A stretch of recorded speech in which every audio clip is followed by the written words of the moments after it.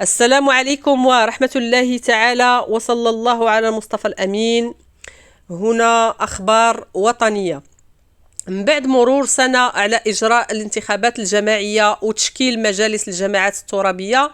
قامت وزارة الداخلية بتفعيل مسطرة عزل منتخبين من بينهم رؤساء جماعات ونواب الرئيس وأعضاء مجالس، وذلك نتيجة تضارب المصالح. وكذلك لغاية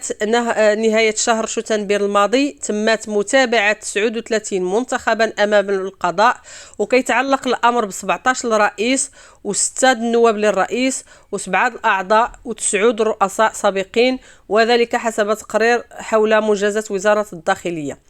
وتوصلت المديرية العامة للجماعات الترابية خلال سنة 2022 ب60 تقريبا شكاية من بعض أعضاء مجالس الجماعات الترابية والمواطنين وجمعيات المجتمع المدني تتعلق بالمخالفات المرتكبة في المجال المالي والإداري ومجال التعمير، وربط بعض منتخبي الجماعات مصالح خاصة مع جماعاتهم، بحيث تمت إحالة بعض هذه الشكايات على المفتشية العامة للإدارة الترابية، كما تمت إحالتها ولاة الجهات وعمال العمالات والأقاليم المعنية لإجراء بحث في المضمون ديالها والتأكد من الصحة ديالها وموافاة وزارة الداخلية بتقارير في هذا الشأن، وعند الاقتضاء اتخاذ الإجراءات القانونية اللازمة. وبرز هذا التقرير أن التقرير الوزاري أن المديرية العامة للجماعات الترابية كتقوم من خلال مديرية المؤسسات المحلية بدور محوري في ضمان حسن سير مجالس الجماعات الترابية، وكذلك تتبع الوضعية القانونية لمنتخبي هذه المجالس من خلال مواكبة ولاة الجهات وعمال العمالات والأقاليم وعمالات المقاطعات من أجل التطبيق السليم للقوانين والأنظمة الجاري بها العمل، بحيث قامت المديرية العامة بإعداد دورية لرؤساء مجالس الجماعات الترابية كتبين من خلالها الإجراءات والمسطرة الواجب اتباعها من أجل تفعيل وتطبيق مقتضيات مسطرة عزل المنتخبين اللي كيتبت ارتكابهم لأفعال مخالفة للقوانين والأنظمة الجاري بها العمل، إضافة إلى قيام المديرية بإعداد دورية أخرى تروم توضيح مقتضيات القانونية المتعلقة بتنازع المصالح بين المنتخبين والجماعات الترابية اللي كينتميو ليها أو الهيئات ديالها كمؤسسات التعاون أو مجموعات الجماعات الترابية اللي كتكون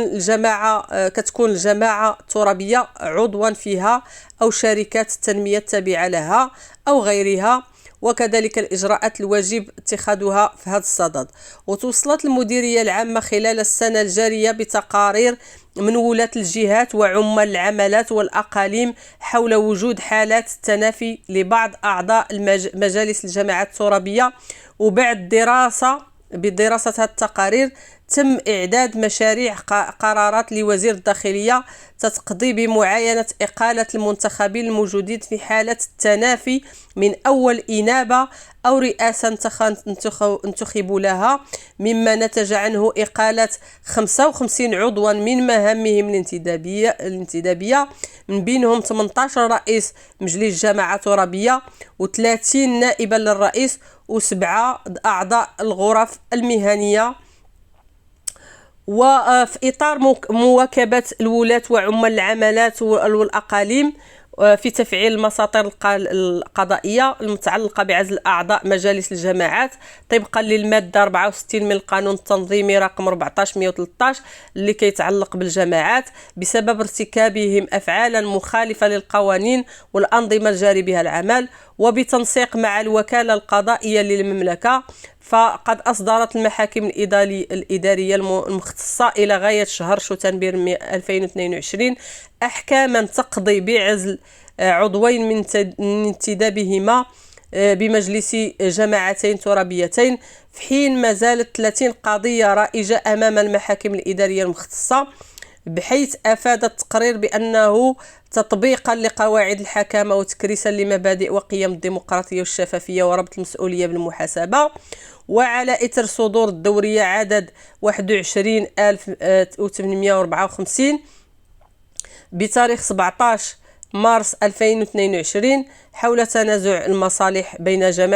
جماعة ترابية وهيئتها وعضو من أعضاء مجلسها، فقد تمت دعوات ولاة الجهات العمال والأقاليم وعملات المقاطعات إلى تفعيل مضامين هذه الدورية. وعلى إثر هذه الدعوة فقد تم تسجيل حالات تنازع المصالح خاصة في مجالات الدعم المالي للجمعيات والاحتلال المؤقت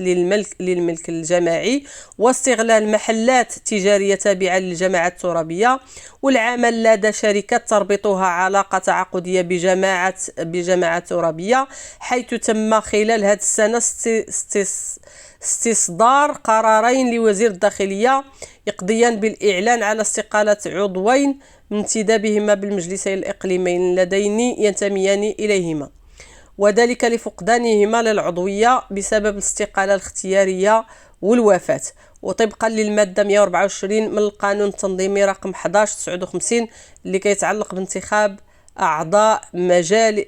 مجالس الجماعات الترابية. وتوصل المديرية العامة بتقارير من ولاة الجهات وعمال العمالات والأقاليم حول إقامة رئيس مجلس جماعة ترابية أو نائبه خارج أرض الوطن سيدي، بحيث تم في هذا السياق استصدار قرار لوزير الداخلية يقضي بالإعلان على إقالة نائب للرئيس من مهامه بعد ثبوت إقامته خارج أرض الوطن، إذ أن المعني بالأمر يشغل مهام النائب الثالث لرئيس مجلس مجموعة الجماعة الترابية. فتم طبقا لمقتضيات المادتين 69 و 145 من القانون التنظيمي المتعلق بالجماعات